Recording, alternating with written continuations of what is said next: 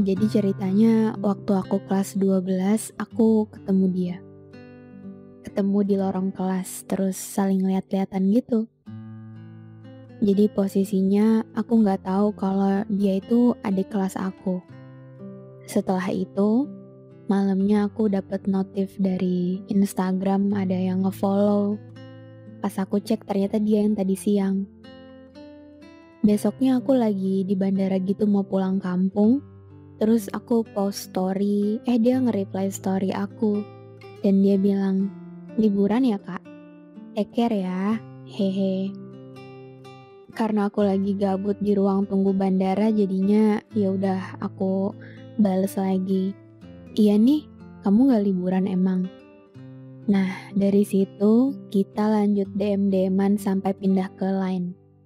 Dari chatan kita semakin deket dan gak butuh waktu lama kita udah saling tahu perasaan satu sama lain.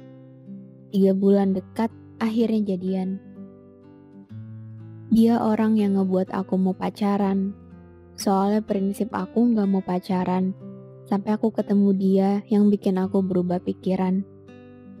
6 bulan jadian, aku harus kuliah di Jogja. Jadinya kita LDR Jogja Bekasi. Setahun masih bisa. Setahun lebih masih juga sampai di bulan ke-21. Dia tiba-tiba jujur ke aku kalau ternyata dia lagi deket sama orang lain. Ya emang sih kayak 2 bulan terakhir kita lagi bosen dan mutusin untuk kayaknya kita harus ngurangin chatan deh biar keurusan masing-masing dulu. Ternyata bosennya dia jadiin alasan untuk cari orang lain. Sedangkan aku bosen ya cuma butuh me time aja dan fokus kuliah, basket, dan lain-lain. Ya udah pas dia ngomong kayak gitu, tanpa pikir panjang aku langsung bilang ke dia, "Oke, sekarang gini, posisinya kan gue di Jogja sendiri dan lo berdua di Bekasi. Jadi daripada kesannya gue yang ganggu hubungan lo berdua, ya udah gue yang ngalah. Dah ya, udah aja."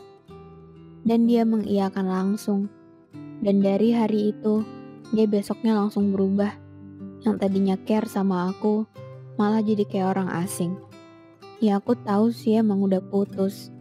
Tapi masa iya 2 tahun jadian bisa langsung lupain semuanya gitu?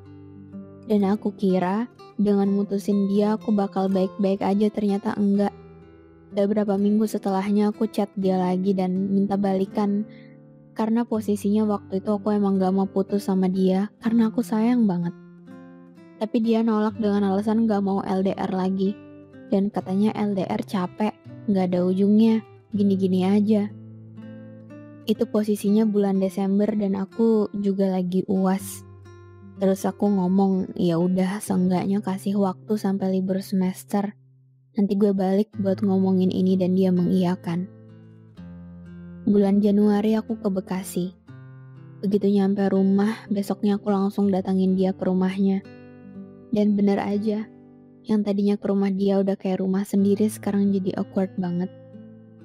Terus kita ngobrol, ngomong kalau aku masih sayang.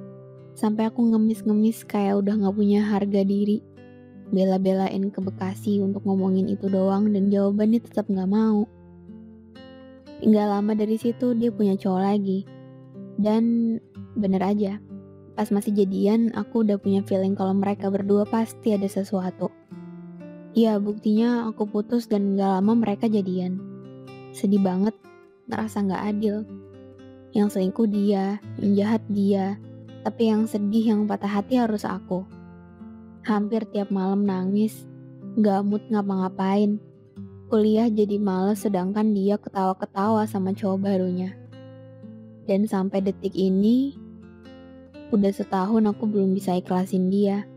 Berhasil ngelepas tapi gak mengikhlaskan.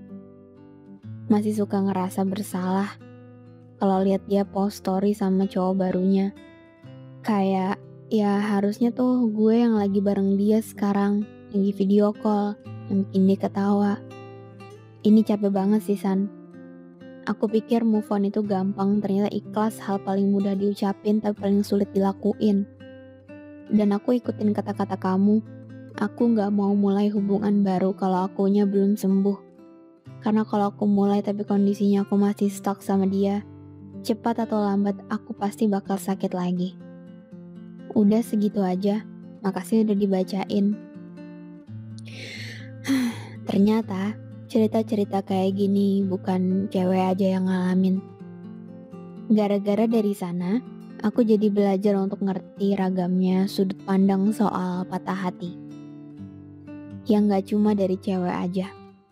Episode kedua yang dikirim dari seorang cowok tentang proses lupa yang gak pernah ada udahnya bikin aku jadi ngerti kalau patah hati jelas gak pandang mau dia cewek atau cowok.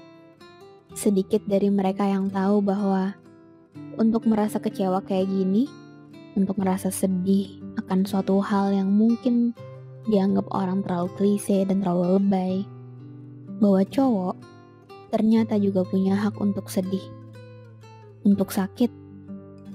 Lagi pula, siapa sih yang bisa siap ditinggal? Siapa yang siap menghadapi perpisahan? Mungkin kita bisa masih ngira-ngira ya kalau sebuah hubungan ya pasti ada akhirnya.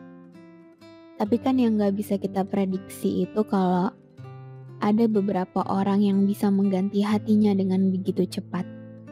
Ya kan? Pasti itu yang bikin sakit kan? Ketika kita jalin hubungan, terus pisah, terus gak butuh waktu lama dia dapat mengganti kita. Kayak, kok bisa secepat itu? Kok bisa secepat itu beralih dari cerita kemarin ke cerita yang baru? Bahwa ternyata orang yang pernah sama kita gak selalu bisa dapat patah hati yang sama kayak kita. Ya, orang akan bilang, elonya sih terlalu sayang. Coba bisa diatur ya. Sama siapa kita tulus, sama siapa kita jahat, sama siapa kita gak perlu berharap lebih. Tapi kan bentuk perasaan aja kita gak pernah tahu kayak apa. Kita bahkan gak pernah menggenggamnya. Jadi mungkin selama ini kita gak pernah bener-bener tahu perasaan yang sejati kayak apa. Gak tahu bentuk hancur dan patahnya. Kenapa? Karena selama ini yang namanya perasaan ini berhasil buat kita percaya sama yang gak ada. Berhasil buat kita berharap sama yang ragu. Move on emang gak pernah mudah. Dan untuk menghadapi itu dengan orang lain, melampiaskan sedih dan sakit kita sama orang lain, itu gak adil. Jadi satu-satunya misi penyelamatan hati yang bisa dilakukan, ya cuma sama waktu. Nanti juga lupa. Nanti juga bisa lagi. Gak harus hari ini kan? Kan gak semua orang bisa cepet-cepet. Lagi pula, untuk beberapa keadaan, pelan tapi pasti itu lebih dewasa daripada nyakitin hati orang lain cuma untuk nyembuhin hati sendiri. Jangan, karena itu jahat.